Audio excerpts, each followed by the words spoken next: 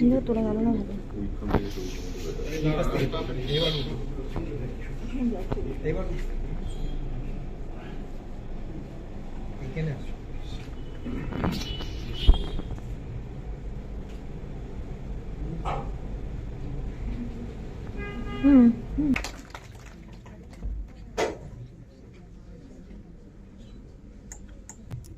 আমি অনুরোধ করছি শ্রী কেশব ভট্টাচার্য স্যারকে, অ্যাডভোকেট হাইকোর্ট, আমাদের এখানে ডায়াসে আসন গ্রহণ করার জন্য।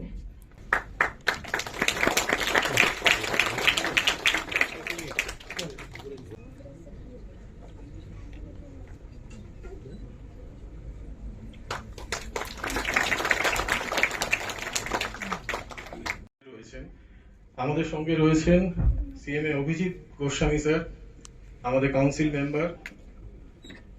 আমাদের মধ্যে এসেছেন আমাদের former president CMA Amal Kumar Das sir, CMA Biswarup Basu sir. আমাদের সঙ্গে আজকে রয়েছেন কলকাতা পুলিশের ACP, assistant commissioner of police legal, Shri Bishwak Mukherjee. আমাদের সঙ্গে আজকে আমরা সৌভাগ্যবান, আমাদের মধ্যে রয়েছেন 7 জন এক্স আর্মি ম্যান, যারা আমাদের আমন্ত্রণ গ্রহণ করেছেন এবং আমাদের কাছে এসেছেন।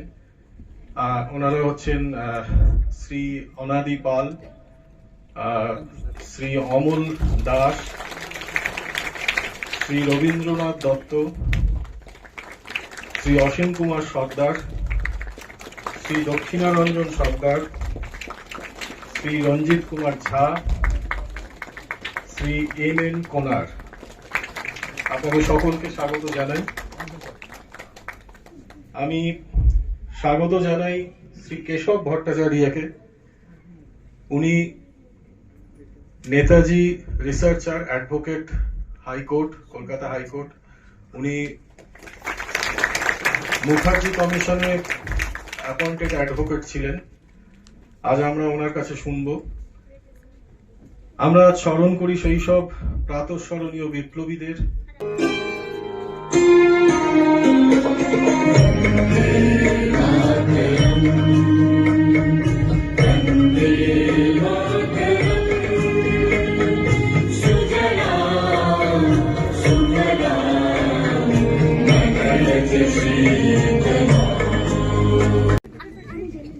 আমাদের এই বিশেষ অনুষ্ঠানে উপস্থিত সম্মানীয় অতিথিদের সম্মান জানাতে পেরে আমরা গর্বিত। আমি অনুরোধ করছি সিএমএ অভিজিৎ গোস্বামী স্যারকে শ্রী ব্রিগেডিয়ার সৌম্য ব্যানার্জি স্যারকে ফেলিসিটেট এবং ওয়েলকাম করার জন্য মেমেন্টো এবং পুষ্পস্তবক দিয়ে।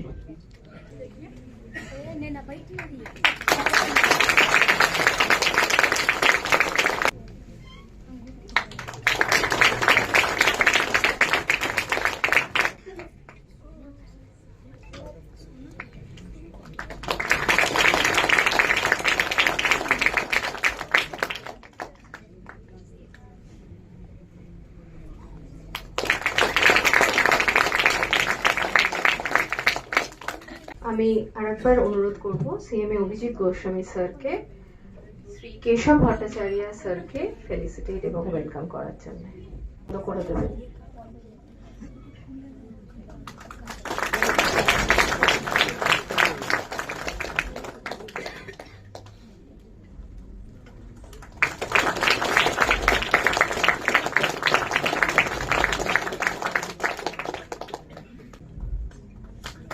ধন্যবাদ।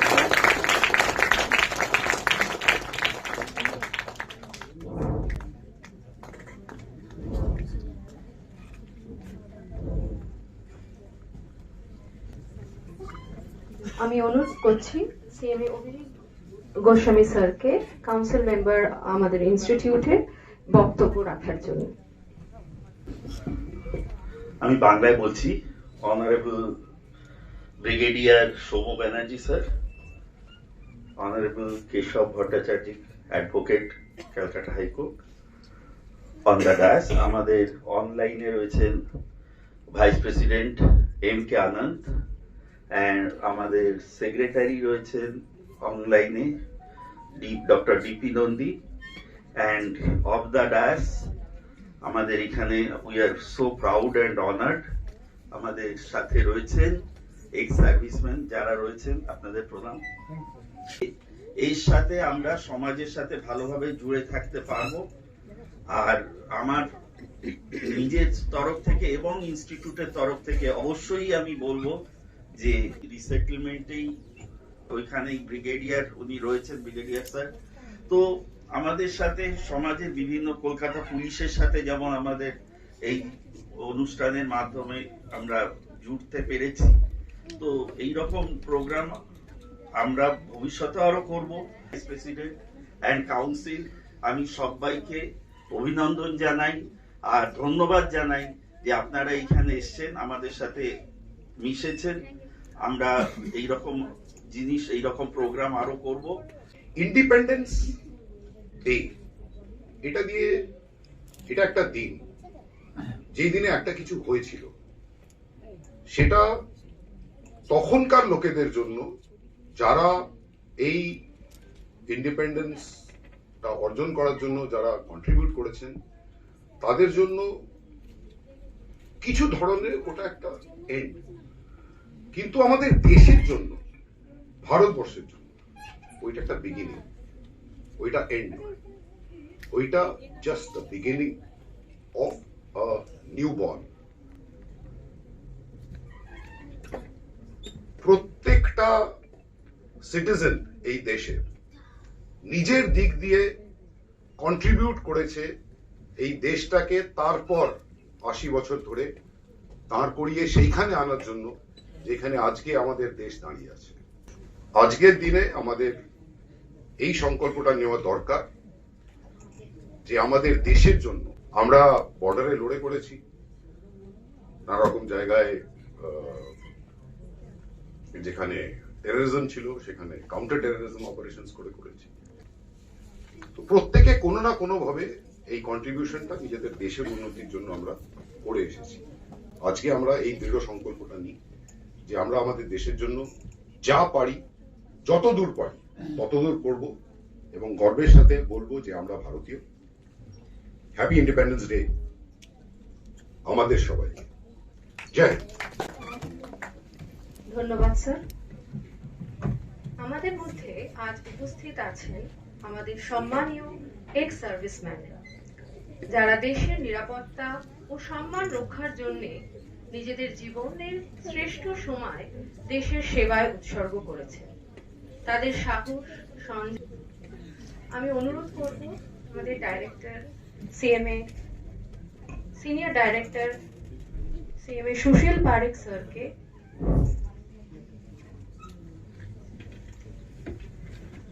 শ্রী বিশাখ মুখার্জি অ্যাসিস্ট্যান্ট কমিশনারকে ফেলিসিটেট করার জন্য।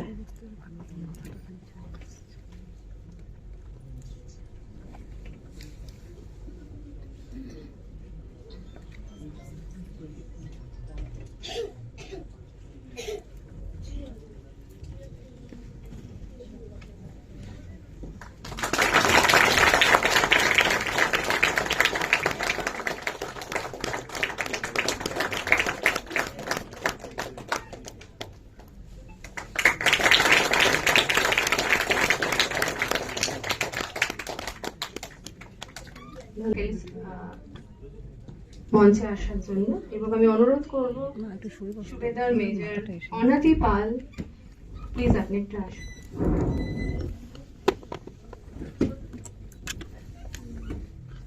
আমি অনুরোধ করছি কুশল স্যারকে শ্রী অনাদি পাল ওনাকে ফেলিসিটেট করার জন্য।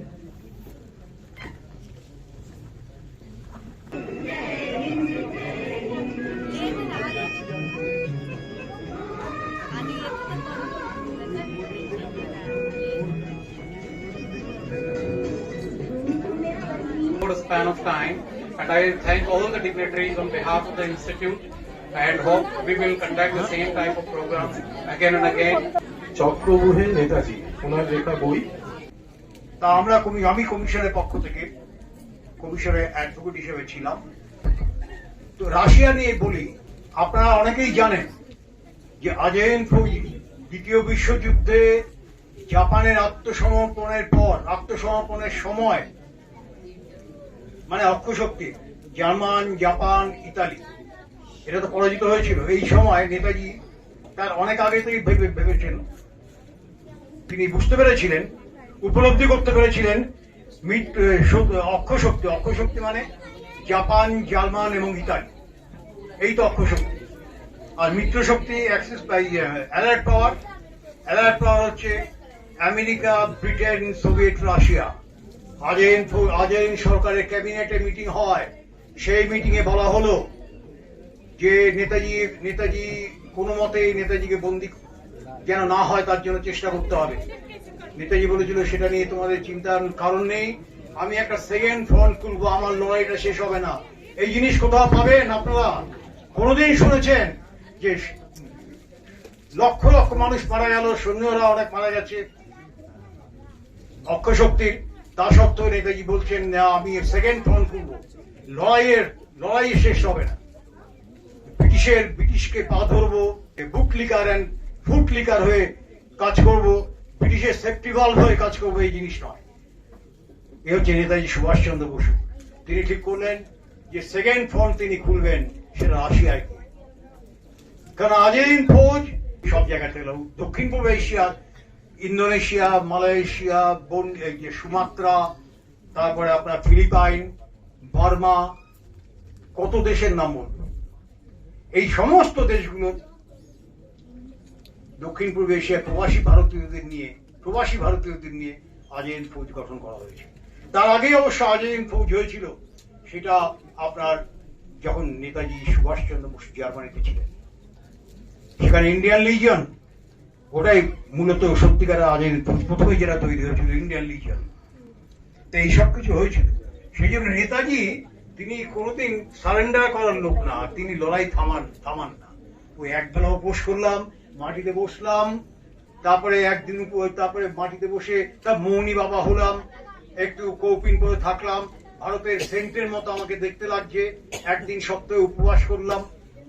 গান্ধীর কথা বলছি না, জানতে হবে কি ইতিহাস আমরা ছোটবেলা থেকে পড়ছি, কি ইতিহাস পড়ছি আমরা, যেটা সত্যিকারের ইতিহাস সেটা জানতে পারলাম, আজই জানতে পারলাম। আপনারা ভাবতে পারবেন, এটা বলতেই হবে। নেতাজি কন্ট্রিবিউশন যেমন বলতে হবে, তেমনি তার বিরুদ্ধে চক্রান্ত কিভাবে হয়েছিল সেটাও বলতে হবে। চমকে যাবে। তো যাই হোক, যেটা বলছিলাম, সেকেন্ড ফ্রন্ট তিনি খুলবেন, যেটা ভারতবর্ষে কেউ কল্পনা করতে পারেনি, যুদ্ধে তো কেউ অংশগ্রহণই করেনি। ভারতবর্ষের লোকেরা তখন তো আমরা একটা কলোনি ছিলাম, কলোনি, উপনিবেশ। হাজার লক্ষ কোটি কত হাজার কোটি টাকা ভারতবর্ষ থেকে ব্রিটেন নিয়ে গেছে, এটা কেউ জানে না, জানানো হয় না।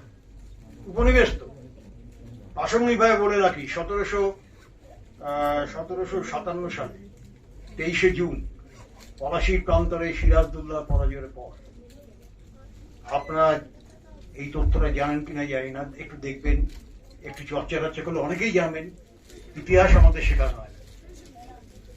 ভারতের কি সংস্কৃতি, ভারতের প্রাচীন গরিমা, ভারতের জাতীয়তাবাদ, ভারতের ঐতিহ্য, ভারতের কৃষ্টি, ভারতীয় সভ্যতা, এগুলো সম্বন্ধে পড়ানো হয়। অথচ জানেন কি, নেতাজির আজেইন ফৌজ, সেই আজেইন ফৌজের ক্লাস করা হতো, ইতিহাসের ক্লাস। ভারতের সম্বন্ধে জানতে হবে, যে দেশে তোমরা আছো সেই দেশকে জানতে হবে, জাতীয়তাবাদী হতে হবে, দেশকে ভালোবাসতে হবে, তবেই তুমি লড়াই করতে পারবে। কারণ তোমার মনটা যদি শক্ত থাকে, মনটা যদি তৈরি হয়ে থাকে, তাহলেই সত্যিকারের লড়াই করতে পারবে। সেই জন্য আজেইন ফৌজকে প্রতিদিন ক্লাস করতে হতো, ইতিহাস পড়াতে হতো, ভূগোল পড়তে হতো, সবকিছু পড়তে হতো, জানতে হবে। তোমার মনের মধ্যে যদি আজ গভীরে ঢুকে যায় যে এটাই আমার ভারতবর্ষ, এই ভারতবর্ষকে আমি ভালোবাসবো, এটাই ভারতবর্ষের অতীত গরিমা, অতীত কৃষ্টি, অতীত সভ্যতা, এগুলো দিকে আমরা তাকাবো, এগুলো জানতে হবে। নেতাজি সুভাষচন্দ্র বসু বলেছিলেন যে রাশিয়ায় গিয়ে সেকেন্ড তিনি ফ্রন্ট খুলবেন। তো আমরা রাশিয়ায় গেলাম, কমিশন, আমিও ছিলাম রাশিয়াতে। উনি 2001 সালে, 2005 সালে, এরকম গেলাম আমরা, কজন 3-4 জন গেছি। কমিশনের চেয়ারম্যান জাস্টিস মোহাম্মদ মুখার্জি গেছেন, তার সেক্রেটারি যিনি ছিলেন একজন ডিস্ট্রিক্ট রিটায়ার্ড জাজ তিনি গেছেন, আমি গেছি এবং আরেকজন গেছি। এই 4 জনই আমরা গিয়েছিলাম। সঙ্গে আমাদের ওখান থেকে রাশিয়ান একজন ইন্টারপ্রেটার আমাদের দিয়েছিল। যদি আমি রাশিয়ান ভাষাটা জানতাম, কিন্তু ইন্টারাকশন না থাকলে যা হয় ভুলে যাওয়া হয়, চর্চাটা থাকে না, সেই জন্য আমাদের সঙ্গে একটা ইন্টারপ্রেটারও দিয়েছে। তো রাশিয়াতে আমরা যখন গেলাম, এবার শুনে নি, আমরা তো খবর কাগজ পড়ি, এই বুদ্ধিজীবী তথাকথিত বুদ্ধিজীবী নয়, ভাতাজীবী। ভারতবর্ষে যখন লড়াই হয় তখন অনেক বুদ্ধিজীবী, ভালো ভালো বুদ্ধিজীবী যারা জাতীয়তাবাদী, তারা দেশপ্রেমিক, তারা দেশকে নিয়ে ভাবে, যারা ইতিহাস সম্বন্ধে চেতনা আছে, তারা একরকম। আর আছে অনেক রকম যারা আদৌ বুদ্ধিজীবী নয়, তারা সুবিধাবাদী, ভাতাজীবী। ইংরেজের টাকা পয়সা পাওয়ার জন্য, সুবিধা পাওয়ার জন্য এদের অনেকেই ভারতের স্বাধীনতা সংগ্রামের বিরুদ্ধে কথা বলেছে। যাক, রাশিয়াতে আমরা যখন গেলাম, যেটা বলছি, সেই রাশিয়াতে আমরা মস্কো, সেন্ট পিটার্সবার্গ, তারপর আপনার সাইবেরিয়া রাশিয়া থেকে বোধহয় 3 ঘন্টা কি 5 ঘন্টা লাগে একটা স্ট্রেচ, বহু দূর অকল্পনীয়। আমরা যখন সাইবেরিয়াতে গেলাম, সেই সাইবেরিয়াতে সংকট যাত্রা, ঝুঁকিপূর্ণ যাত্রা। 199 জনের একটা প্লেনের যাত্রী সংখ্যা, তাতে বিদেশি আমরা 3 জন ছিলাম। 3 জনকে 4 জন, এই আমরা যে 4 জন গিয়েছিলাম তাদের কথা। তো এই সাইবেরিয়াতে আমরা যখন গেলাম, আপনারা কল্পনা করতে পারবেন না, সাইবেরিয়াতে কনসেন্ট্রেশন ক্যাম্প তো আছে, ওইসব জায়গায় তো আমরা যাইনি, যাওয়ার দরকার পড়েনি, তবু আমরা দূর থেকে একটু গাইডদের সঙ্গে কথা বলেছিলাম। তো সাইবেরিয়াতে ওমস এবং ইরকুটস্ক বলে 2টো শহর আছে, এটা একটু মাথায় রাখবেন আপনারা। সাইবেরিয়া, এই ওমসে নেতাজি সুভাষচন্দ্র বসুর আজাদিন সরকার, তার একটা দূতাবাস ছিল। হয় নাকি আজকে পশ্চিমবঙ্গ রাজ্য ভারতবর্ষের অন্তর্ভুক্ত, পশ্চিমবঙ্গের কোন রাজ্যের দূতাবাস তো থাকবে না, বা পশ্চিমবঙ্গের কোন দূতাবাস বাইরে থাকতে পারে না, কারণ একটা রাজ্য কেন্দ্রীয় সরকারের অধীনে। সারা ভারতবর্ষের মধ্যে পশ্চিমবঙ্গ একটা রাজ্য, অনেকগুলো রাজ্যের মধ্যে। সুতরাং পশ্চিমবঙ্গের পক্ষ থেকে ভারতবর্ষের বাইরে কোনো দূতাবাস করা যায় না। তা সেই ওমসে দূতাবাস ছিল আজাদিন সরকারের, প্রভিশনাল গভর্নমেন্ট অফ আজাদিন, অস্থায়ী আজাদিন সরকার।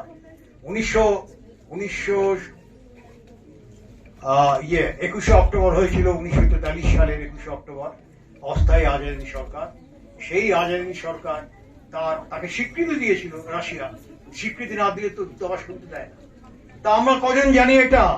আমাদের জানানো হয়েছিল আজ পর্যন্ত। আমরা তো অনেকেই নেতাজি বিরুদ্ধে কথা বলেছি, অনেক শত্রু আছে, অনেক শত্রু, যারা দেশেরও শত্রু।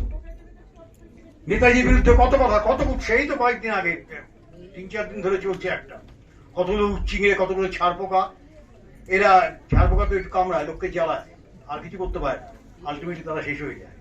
তারা কতগুলো উচ্চিঙে ডিস্টার্ব করে। এই দেখলে না, কয়েকদিন আগে, 3-4 দিন আগে চলছে, নেতাজির নামে বদনাম করছে, নেতাজির নামে কুৎসা রটনা করছে, নেত্রী ভেঙে দিয়েছে। এগুলো কেউ সহ্য করবে? এগুলো সহ্য করা উচিত? এদের সম্বন্ধে কথা বলতে ঘেন্না করে, এদের নাম নিতে লজ্জা করে। এটা জনগণই ঠিক করবে এদের কি করা উচিত। কারণ নেতাজি হচ্ছে আমাদের হৃদয় দেবতা, নেতাজি হচ্ছে সারা ভারতবর্ষের মানুষের কাছে একটা সংগ্রামের প্রতীক। তিনি যৌবনের অগ্রদূত, তিনি ছাত্র সমাজের প্রেরণা। সেই নেতাজি সুভাষচন্দ্র বসু ভারতবর্ষে যতদিন থাকবে ততদিন নেতাজি সুভাষচন্দ্র বসু থাকবেন। তো আপনাদের যেটা বলছিলাম, এই হোমসে আমরা দেখলাম যে নেতাজি সুভাষচন্দ্র বসু আজাদিন সরকারকে স্বীকৃতি দিয়েছে রাশিয়া। তা বলা হয়েছিল আমাদের কোনোদিন ইতিহাসে বলা হয়েছে? এটা সরকারি ডকুমেন্ট, আমরাই দেখালাম, আমি দেখেছি। আমার চক্র বই নেতাজি বইটার মধ্যে আমি এই ডকুমেন্ট গুলো দিয়েছি। তো কিন্তু এগুলো চেপে রাখা হয়েছে, নেতাজি নিয়ে অনেক কিছু চেপে রাখা হয়েছে, অনেক কিছু। ওখানে বলেছে রাশিয়ার বেশ কয়েকদিন তো আছে। একটা ছোট্ট উদাহরণ দিই, ডুমা, আমাদের যেটা পার্লামেন্ট আমরা বলি সংসদ, ওদের বলে ডুমা। তো আমাদের কমিশনের কাজটা সারাদিন তো একসঙ্গে, সারাদিন তো চলবে না কমিশনের কাজ, চলাপথ তো আমাদের বেরোতে হয়। আমি বেরোতাম প্রত্যেক দিনই বেরোতাম কাজ হয়ে গেলে। তা ঘুরতে ঘুরতে ডুমার সামনে গেলাম। ডুমা অনেক বিশাল এরিয়া, কিন্তু বাইরে ওখানে দেখা যায়। তো এটা বলে দিই, রাশিয়ায় কিন্তু পত্র পত্রিকা ভীষণ পড়ে, সারাক্ষণ পড়ে, কিন্তু স্পিকটি নট, কেউ কোনো কথা বলবে না সরকারের সম্বন্ধে বা সরকারের বিরুদ্ধে। হ্যাঁ, পত্রিকা পড়ে, বই পড়ে, এগুলো সবসময়, কিন্তু একটা কথা বলে। তো সেই রাশিয়ায় আমার সবচেয়ে বড় অভিজ্ঞতা শুনলে চমকে যাবে। ওই ডুমার সামনে আমরা একটা কফি শপে কফি খাচ্ছিলাম, কেউ তো কোনো কথা বলে না। এক ভদ্রলোককে দেখে মনে হলো তিনি রাশিয়ান নয়, জীবনে সত্যি কথা বলে জানলাম, চেহারা দেখে মনে হলো তিনি একজন জার্মান, একজন ইঞ্জিনিয়ার, নামী ইঞ্জিনিয়ার। কথা বলতে বলতে যখন বললাম যে আমি কেন এসছি এখানে, উনি কেন এসছেন, আপনারা চমকে যাবেন। তিনি যা বললেন যে মিস্টার ভট্টাচার্য, আমরা যদি নেতাজি সুভাষচন্দ্র বসুর মতো, মানে জার্মানিতে, আমরা যদি নেতাজি সুভাষচন্দ্র বসুর মতো একজন নেতা পেতাম জার্মানিতে, তাহলে আমরা সোনার স্ট্যাচু করে রাখতাম। এই হচ্ছে জার্মানির ভদ্রলোক অভিজ্ঞতা, তার বক্তব্য। আরো কয়েকদিন আগে, আমার এগুলো বলতে হয় কারণ এইসব জিনিস নেতাজি কি করেছেন, নেতাজির সম্বন্ধে লোকের ধারণা কি, আপনারা কি জানেন? আপনারা তো জানেন ইসলাম ধর্মাবলম্বী যারা, তারা মূর্তি পূজা বিশ্বাস করে না, স্বাভাবিক। এটার এর মধ্যে অন্য কোনো কথা নেই, যেটা জানি আমরা সেটাই বলছি। মূর্তি পূজকদের তারা কাফের বলে, তো তারা মূর্তি পুজো করে না। বেশ কিছুদিন আগে রেডিওতে, আমি তখন দেখলাম, রেডিওতে বললেন একজন মুসলিম ভদ্রলোক যে দেখুন, আমরা মূর্তি পূজায় বিশ্বাস করি না। ভদ্রলোক একটা ইন্টারভিউতে বলছে, মূর্তি পূজায় বিশ্বাস করি না, কোনোদিন করি না, আমরা একমাত্র আমাদের ধর্মে বিশ্বাস করি, অন্য ধর্মকে আমার বিধর্মী বলি, কাফের বলি। কিন্তু জেনে রাখুন, আমি প্রত্যেক দিন, উনি আজাদিন ফৌজের একজন সৈনিক ছিলেন, আমি প্রত্যেক দিন যখন বাড়ির থেকে বেরোই সকালবেলা বা ঘুম থেকে যখন উঠি, প্রথম কাজ হচ্ছে একটা ফুলের মালা নেতাজির গলায় দেওয়া, নেতাজির ছবি রাখা আছে, তার উদ্দেশ্যে মিষ্টি দেওয়া, ধূপকাঠি জ্বালানো, মোমবাতি জ্বালানো, এগুলো আমি করি। কারণ তাকে আমি তাকে সত্যিকারের দেবতা বলে মনে করি। এই হচ্ছে নেতাজির সম্বন্ধে সবার ধারণা, এটাই ধারণা। এত বড় একজন দেশপ্রেমিক তো পাওয়া যাবে না। কিন্তু কি হয়েছিল নেতাজির সম্বন্ধে, নেতাজিকে নিয়ে ওই বিমান দুর্ঘটনায়? কোথায় হয়েছে? আমরাও তো তাইওয়ানে গেছিলাম, আমি ব্যক্তিগতভাবে গেছিলাম না, কমিশনের সঙ্গে আমিও গিয়েছি। তো ওই তাইওয়ানে আমরা গেলাম, আগে নাম ছিল ফরমোজা, তো ডিপ্লোম্যাটিক রিলেশন তখন ছিল না, পরে এর নামটা তাইওয়ান হয়। যে তাইওয়ানে আমরা গেলাম, আমরা গিয়েছি, আমরা বিমানবন্দর অনেক দূরে, যা আমরা এয়ারপোর্ট রেকর্ডস দেখলাম, ফ্লাইট চার্ট দেখলাম, আমিও ছিলাম, ফ্লাইট চার্ট দেখলাম 3-4 জন পাশাপাশি বসে, আমরা ওয়েদার রিপোর্ট দেখলাম, সবকিছু দেখলাম। কি দেখলাম?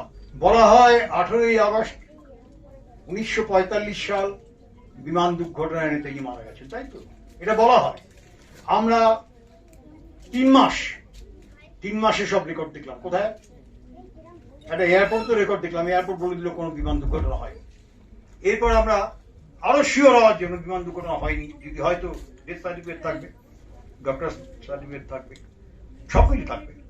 আমরা গেলাম ক্রিমেটোরিয়ামে, বিশাল অফিস, ওখানে যারা মারা যান বিমান দুর্ঘটনায়, ওই এয়ারপোর্টে যারা মারা যাবেন, তাদের ডেথ সার্টিফিকেট গুলো নিয়ে 30 জন হলে প্রতিটি মাসে একসঙ্গে রেখে গার্ডার দিয়ে দেওয়া হয়। ধরুন তাইপে এয়ারপোর্ট তো আগে ছিল মাতসুয়ানা এয়ারপোর্ট, আগে বলা হতো মাতসুয়ানা এয়ারপোর্ট। এই মাতসুয়ানা এয়ারপোর্টে ধরুন যারা মারা গেলেন বিমান দুর্ঘটনা, তাদের সব ডেথ সার্টিফিকেট গুলো একসঙ্গে নিয়ে গার্ডার দিয়ে রেখে দেয়। এই ওদের সিস্টেম। আমরা টিভিটি গেলাম, দেখলাম 3 মাসের ডেথ সার্টিফিকেট আমরা দেখলাম, একটি করে। আমাদের সঙ্গে ইন্টারপ্রেটার ছিল, সবকটা আমরা দেখলাম 390 এরকম। কোথাও নেতাজি সুভাষচন্দ্র বসুর নাম নেই। কেন? হলে তো থাকতে হবে। ওই দিনে ওখানে একটা দুর্ঘটনা বলা হচ্ছে, যাকে দেখানো হচ্ছে নেতাজি সুভাষচন্দ্র বসু। তিনি তো নেতাজি সুভাষচন্দ্র ইচিরো ওকুরা বলে একজন 19-20 বছরের একজন আর্মির একজন ইয়ং সৈনিক, সে মারা গেছে। এটা কি চালাচ্ছে? এরকম প্রতারণা, এরকম জিনিস চলছে। তা আমরা তো দেখে আসলাম, নিজে তো ছিলাম। এই তো পরের কথা শুনে তো করছি না। তো নেতাজি সম্বন্ধে এগুলো চেপে রাখা হয়। আমরা মস্কোতে আর্কাইভসে গেলাম, অনেকগুলো আর্কাইভস। নেতাজির উপর গবেষণা হয় তো, নেতাজির উপর গবেষণা তো হয়, অনেক কিছু তো